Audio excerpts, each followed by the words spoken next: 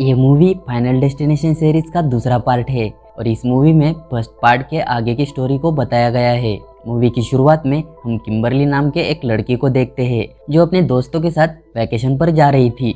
अब वो लोग हाईवे सिग्नल पर खड़े होते हैं।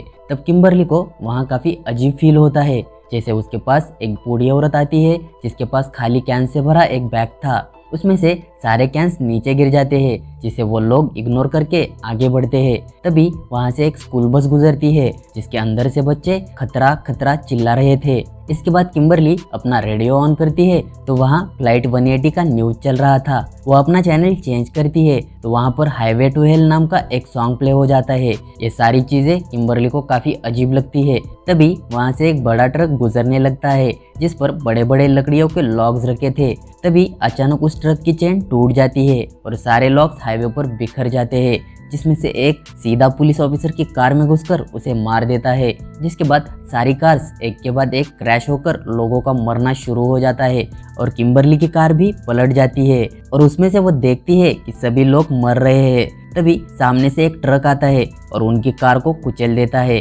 और यहीं पर सीन चेंज होता है और हम देखते हैं कि यह सब किम्बरली का इमेजिनेशन था और अभी भी वो सब सिग्नल पर ही थे। किम्बरली काफी डर जाती है और सोचती है कि यह कोई बुरा सपना था। तभी उसके पास वही बूढ़ी औरत आती है जो उसके सपने में आई थी और ठीक उसी तरह से ही उसके बैग से सारे कैंस नीचे गिर जाते हैं। अब किम्बरली हालत समझ ही रही थी, तभी उसके सामने वही स्कूल बस आती है जिसे वो पहले अपनी इमेजिनेशन में देख चुकी थी। अब वो घबराकर रेडियो ऑन करती है, तब वहाँ बिल्कुल वही होता है जो उसने पहले ही फील किया था। अब वो अपनी कार घुमाकर पूरा रोड ब्लॉक करती है, जिसकी वजह से वहाँ के लोग आगे नहीं बढ़ पाते और ट्रैफिक जाम हो जाता है। तभी उसके पास पुलिस ऑफिसर बर्क आता है और उससे रोड ब्लॉक करने की वजह पूछता है। किम्बरली उसे बताती है कि यहाँ बहुत बड़ा हादसा होने वाला है जिसमें वो सभी लोग मरने वाले हैं। इस पर बर्क उसे कार से बाहर निकलने को कहता है। तभी वहाँ से वो वुडन ब्लॉक्स वाला ट्रक गुजरता है और किम्बरली बर्क को बताती है कि यह वही ट्रक है जिसकी वजह से पूरा हादसा होगा। वो उसे पूरी बात बता ही रही थी, तभी हाईवे पर एक्सीडेंट हो जाता है। बर्क मदद बुलाने के लिए भागता है और किम्बरली हाईवे पर एक साइन देखती है जिस पर 180 लिखा था, जो कि पिछले पार्ट में ब्लास्ट हुए फ्लाइट का नंबर था। अब वो कुछ सोच ही रही थी, तभी बर्क उसे खींच लेता है और एक ट्रक किम्बरली की कार को उड़ा देता है जिसमें उसके सारे दोस्त मारे जाते हैं। अब बर्क उन सबको पुलिस स्टेशन लाता है और किम्बरली से पूछताछ करने लगता है, जिसमें उन्हें यह पता चलता है कि किम्बरली के साथ भी वही सब कुछ हुआ है जो पिछले साल एलेक्स के साथ हुआ था। और यहाँ पर हमें यह भी पता चलता है कि पिछले पार्ट में बाद में एलेक्स भी मर चुका था और लास्ट सर्वाइवर क्लियर ने भी मौत से बचने के लिए खुद को एक सैनिटोरियम में लॉक किया हुआ था। वो सारे लोग इस बात पर विश्वास नहीं करते और वहाँ से चले जाते हैं। अगले सीन में हम इवाम को देखते हैं जिसकी हाल ही में लॉटरी लगी थी और वो उस हाईवे एक्सीडेंट से भी बच गया था। वो बहुत सी शॉपिंग करके अपने घर आता है और देखता है कि उसके पैन में कुछ नूडल्स पड़े हैं। वो उसे खिड़की से बाहर फेंक देता है और कुछ खाने के लिए बनाने लगता है। इसी दौरान वो अपनी गोल्ड की वॉच देखकर खुश होता है जो उसने अभी अभी खरीदी थी। वो उसे पहनकर सोने की अंगूठी देखने लगता है। तभी माइक्रोवेव से आवाज होती है और वो हड़बड़ा जाता है जिससे उसकी रिंग सिंक में गिरती है। अब वो उसे निकालने अपना हाथ सिंक के अंदर डालता है, लेकिन वॉच की वजह से उसका हाथ वही अटक जाता है। इधर पैन में भी आग लग जाती है। अब वो एक कपड़े से आग बुझाने की कोशिश करता है, लेकिन इस वजह से पैन नीचे गिरता है और आग पूरे घर में फैल जाती है। वो किसी तरह सिंक से अपना हाथ निकालकर वहाँ की एक खिड़की से बाहर आता है और वहाँ लगी सीढ़ी के सहारे नीचे उतरने लगता है। तभी घर ब्लास्ट हो जाता है। अब वो सीढ़ी से नीचे उतरने की कोशिश करता है, लेकिन सीढ़ी जाम थी। वो जैसे तैसे वहाँ से उतर जाता है और वहाँ से जाने लगता है। तभी उसका पाँव उसी के फेंके नूडल्स पर गिरता है जिसकी वजह से वो स्लिप हो जाता है। तभी वो फंसी हुई सीढ़ी खुल जाती है और सीधा उसकी आँख से आर पार हो जाती है, जिससे वो वहीं मर जाता है। इधर ऑफिसर बर्क फ्लाइट 180 के सर्वाइवर्स पर रिसर्च कर रहा था। तब वो देखता है कि उस हादसे से बचे हुए लोग बाद में एक के बाद एक बेहद रहस्यमय तरीके से मारे गए थे। थोड़ी ही देर बाद टीवी न्यूज के जरिए सारे हाईवे सर्वाइवर्स को ये पता चलता है कि एवाम की भी रहस्यमय ढंग से मौत हो गई है, इसलिए वो सारे काफी घबरा जाते हैं। इधर किम्बरली अपने सवालों का जवाब ढूंढने क्लियर से मिलने सैनिटोरियम जाती है, क्योंकि क्लियर ही थी जो फ्लाइट 180 के हादसे के बाद अब तक जिंदा थी। क्लियर उसे बोलती है कि उसे साइंस पर ध्यान देना होगा, क्योंकि मौत आने से पहले अपने कुछ साइंस देती है और वो उसे बताती है कि मौत एक के बाद एक वैसे ही आएगी जैसे उसने अपने पूर्वाभास में देखा था। लेकिन किम्बरली उसे बताती है कि उसके दोस्तों को आखिर में मरना था, लेकिन वो सबसे पहले मर गए, जिससे उन्हें यह पता चलता है कि यहाँ पर डेथ उल्टी चल रही है। किम्बरली क्लियर से हेल्प मांगती है, जिस पर क्लियर उसे साफ मना कर देती है, क्योंकि उसे ऐसा लगता था कि डेथ ने अभी भी उसका पीछा नहीं छोड़ा। इसलिए किम्बरली गुस्से से वहाँ से चली जाती है। इधर ऑफिसर बर्क किम्बरली के घर पर किम्बरली का इंतजार कर रहा था, क्योंकि इवाम की मौत के बाद उसे किम्बरली पर यकीन हो गया था। तभी किम्बरली को वहाँ कबूतरों के होने का एहसास होता है और इस साइन से उसे ये पता चलता है कि नोरा और टिम की मौत के पीछे कबूतरों का हाथ होगा, क्योंकि डेथ चेन के हिसाब से अगला नंबर उन्हीं का था। इसलिए वो दोनों उसे ढूंढने निकल पड़ते हैं। इधर नोरा टिम को एक डेंटिस्ट के पास लाई थी, जहाँ पर कंस्ट्रक्शन का काम चालू था, जिसकी वजह से यहाँ पर काफी सारे कबूतर भी थे। वो कबूतर बार बार वहाँ के विंडो से टकरा रहे थे, जिसकी वजह से डॉक्टर काफी डिस्टर्ब हो रहा था। लेकिन जैसे तैसे ट्रीटमेंट कंप्लीट करके वो लोग बाहर आते हैं।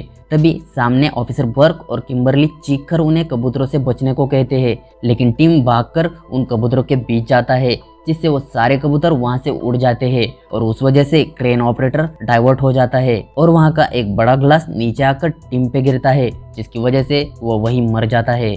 अब कुछ देर बाद किम्बरली और बर्क वहां से निकल आते हैं और तभी क्लियर उनके पास आती है और उनकी मदद करने का फैसला करती है और वो तीनों मिलकर एक आदमी से मिलने जाते हैं, जिसे शायद मौत के बारे में सब कुछ पता था। ये वही आदमी है जिसे पहले पार्ट में एलेक्स और क्लियर टॉड के मरने के बाद मिले थे। अब ये आदमी उन्हें बताता है कि उन्हें संकेतों को समझना होगा और सिर्फ एक नई जिंदगी ही मौत को हरा सकती है। ये सुनकर वो सब वहाँ से चले आते हैं और कुछ देर बाद उन्हें याद आता है कि एक्सीडेंट में एक प्रेग्नेंट लेडी भी मरने वाली थी और नई जिंदगी के कॉन्सेप्ट के हिसाब से उन्हें अब उसके बेबी को बचाना था। बर्क उस लेडी को ढूंढने के लिए सीसीटीवी कैमरा चेक करता है, जिससे उसे उसके गाड़ी का नंबर और उसका नाम पता चलता है। अब बर्क इजाबेला यानी उस प्रेग्नेंट लेडी को ढूंढने पुलिस फोर्स लगवाता है और हादसे के सारे सर्वाइवर्स को अपने घर बुलाता है। यहाँ हमें पता चलता है कि बर्क की बिल्डिंग के लिफ्ट का दरवाजा खराब है। अब वो सब इकट्ठा होते हैं जहाँ उनके डेथ के डिजाइन पर बात होती है, लेकिन उनमें अभी भी कुछ लोग ऐसे थे जिन्हें उनकी बातों पर यकीन नहीं था। अब टिम की मां नोरा वहां से जाने लगती है, क्योंकि उसे टिम के अंतिम संस्कार के लिए जाना था। उसके पीछे ही यूजिन भी वहां से चला जाता है। उनके जाते ही इन्हें एक बल्ब की शाडो में हुक वाला आदमी नजर आता है। वो सभी से एक संकेत मानते हैं और बर्क नोरा को फोन करके बताता है कि किसी भी हुक वाले इंसान से दूर रहो, लेकिन नोरा के पीछे ही हुक वाला इंसान खड़ा था, इसलिए वो डर कर खड़बड़ा जाती है, जिससे वो हुक उसकी बालों में फंस जाता है। इसलिए वो और ज्यादा डर जाती है और लिफ्ट खुलते ही वहां से भागने लगती है।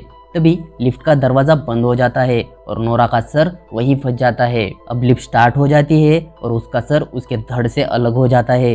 इधर बर्क को पता चलता है कि उन्हें इजाबेला मिल गई है। उतने में ही यूजिन घबराकर उनके पास आता है और बर्क की गन छीनकर खुद को शूट करने की कोशिश करता है, लेकिन गन पूरी लोड होने के बावजूद गोली नहीं चलती। इस पे क्लियर बोलती है कि अभी यूजिन की बारी नहीं आई। अब वो सब इजाबेला के पास जाने के लिए निकल पड़ते हैं, लेकिन इधर इजाबेला को लेबर पेन होने लगता है और वहाँ का ऑफिसर उसी की वैन से उसे हॉस्पिटल ले जाने लगता है।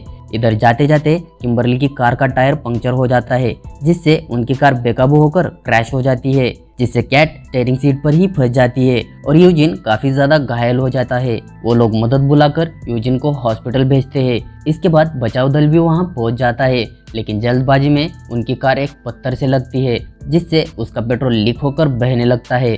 अब बचाव दल कैट को निकालने की कोशिश करता है और वो अपना मशीन ऑन करते हैं। तभी गाड़ी के एयरबैग खुल जाते हैं और कैट वहीं पर मर जाती है। इसी दौरान उसके हाथ से सिगरेट गिरती है, जिससे वहां बह रहे पेट्रोल में आग लगकर ब्लास्ट हो जाता है, जिससे वहां लगा कंपाउंड तार उड़कर सीधा रोरी के टुकड़े कर देता है। अब ये तीनों एक ऑफिसर की कार लेकर हॉस्पिटल के लिए निकल पड़ते हैं, क्योंकि उन्हें इजाबेला के बेबी को बचाना ही था, नहीं तो यूजिन भी मर जाता, क्योंकि अगली बारी उसी की थी। अब जाते जाते किम्बरली को फिर से पूर्वाभास होता है, जिसमें वो देखती है कि एक लेडी एक व्हाइट वैन लेकर लेक में डूब जाती है और उसके बाद एक डॉक्टर जिसका नाम कलार्जिन था, वो उसका गला दबाकर उसे मार रही है। तभी इधर यूजिन का ऑक्सीजन का पाइप निकल जाता है। अब वो लोग हॉस्पिटल पहुंच जाते हैं और डॉक्टर कलार्जिन को रोक लेते हैं और इधर इजाबेला एक बच्चे को जन्म देती है। वो दोनों काफी खुश होते हैं, क्योंकि मौत के बीच एक नई जिंदगी आ चुकी थी। वो ये न्यूज़ जाकर क्लियर को देते हैं। तभी किम्बरली को याद आता है कि इजाबेला शायद उस हाईवे पर मरने ही नहीं वाली थी, यानी उन्होंने कुछ भी नहीं बदला था। इसलिए क्लियर यूजिन को देखने जाती है और जैसे ही वो दरवाज़ा खोलती है वहाँ एक ब्लास्ट हो जाता है, जिससे क्लियर और यूजिन दोनों मर जाते हैं। तब खून से भरे हाथ देखकर किम्बरली समझ जाती है कि वो पूर्वाभास किसी और के लिए नहीं बल्कि उसी के लिए था। उसे अब समझ आ चुका था कि उसे क्या करना है, इसीलिए वो वहाँ की एम्बुलेंस लेकर वहाँ की झील में कूद जाती है और बर्फ उसे बचाने उसके पीछे जाता है। लेकिन तब तक किम्बरली बेहोश हो जाती है। वो उसे वहाँ से निकालकर हॉस्पिटल ले जाता है और वहाँ पर उसका ट्रीटमेंट डॉक्टर कलार्जिन करती है। अब किम्बरली को होश आता है और वो देखती है कि उसके सामने वही डॉक्टर थी जो उसके पूर्वाभास में थी और उसी ने किम्बरली को एक नई जिंदगी दी थी और इसी नई जिंदगी ने मौत को हरा दिया था। अब अगले सीन में हमें कहानी कुछ दिन बाद की दिखाई जाती है, जहाँ वो दोनों कुछ लोगों के साथ लंच कर रहे थे। तभी उन्हें पता चलता है कि उनके दोस्त रोरी ने वहाँ के एक लड़के की जान बचाई थी। यह सुनते ही वो परेशान हो जाते हैं, क्योंकि वो जानते थे कि डेथ किसी का पीछा नहीं छोड़ती। वो उस लड़के की तरफ देख ही रहे थे, तभी वहाँ पर ब्लास्ट हो जाता है और उस लड़के के टुकड़े हो जाते हैं और यहीं पर यह मूवी खत्म होती है।